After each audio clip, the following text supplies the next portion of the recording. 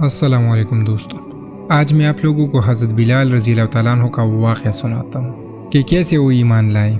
ऐलान नबूवत के चंद रोज़ बाद जब नबी करीम सल्लल्लाहु अलैहि वसल्लम एक रात मक्का की एक गली से गुजर रहे थे तो उन्हें घर में किसी के रोने की आवाज़ आई।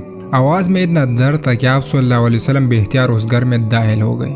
देखा तो एक नौजवान जो कि हबशा का मालूम होता है चक्की पीस रहा है और ज़ारो क़तार रो रहा है।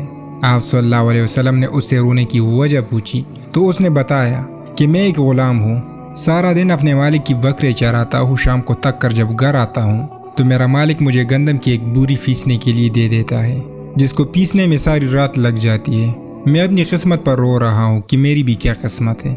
मैं भी तो एक गोश्त पोश का इंसान हूँ, मेरा जिस्म भी आराम मांगता है, मुझे भी नींद सताती है, लेकिन मेरे मालिक को मुझ पर ज़रा भी तरस नहीं आता। क्या मेरे मुक़द्दर में सारी उम्र इसी तरह रो रो के ज़िंदगी गुजारना लिखा है?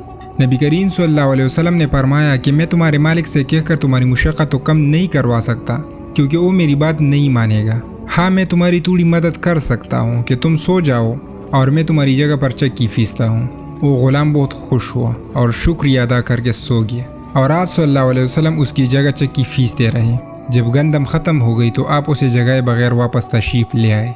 दूसरे दिन फिर आप वहाँ तशरीफ़ ले गए और उस ग़ुलाम को सुलाकर उसकी जगह चक्की पीसते रहे। तीसरे दिन भी यही माजरा हुआ कि आप उस ग़ुलाम की जगह सारी रात चक्की पीसते और सुबह को खामोशी से अपने घर तशरीफ़ ले आते।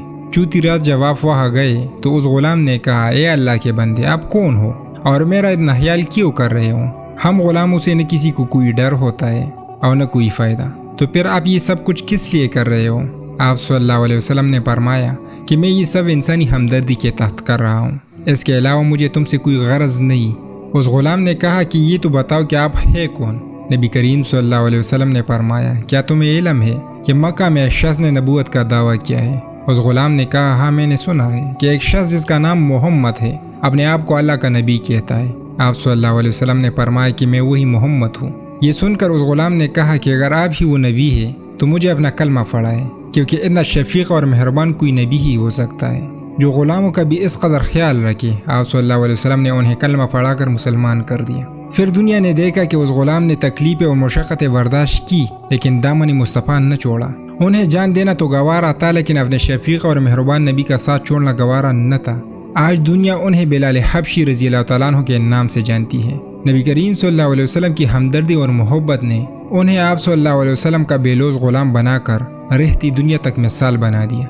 आप सब लोगों से गुजारिश है कि ज़िंदगी में जो काम भी करना हो अल्लाह की रज़ा के लिए करते जाए। किसी से अजर की उम्मीद न रखें, क्योंकि अजर अल्लाह की ज़ात ने देना है। कुछ लोग कहते हैं कि उसने बुरा किया इसलिए तुम भी उसका काम न करो।